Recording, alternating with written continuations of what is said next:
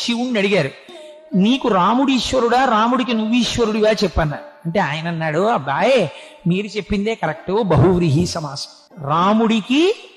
రాముడు నాకు ఈశ్వరుడైనాడు, రాముడే నాకు ఈశ్వరుడు, నేను ఆయన కన్నా చిన్నవాణ్ణి.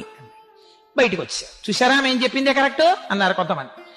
అంటే వీళ్ళు అన్నారు, మా శివుడు అంతేనండి, మహాజ్ఞాని, అలాగే మాట్లాడతాడు చాలా వినయంగా, అంతేకాని నేను ఈశ్వరుణ్ణి అనడు. వైకుంఠం వెళ్ళి అడుగుదాం అన్నారు. ఆయన దగ్గరికి వెళ్ళి అడిగారు, ఏమంటే శివుడి దగ్గరికి వెళ్ళాం, ఆయన కన్ఫర్మ్ చేసేసాడు, ఆయనకి మీరు ఈశ్వరుట్ట కదా, నిజమే కదా అన్నారు.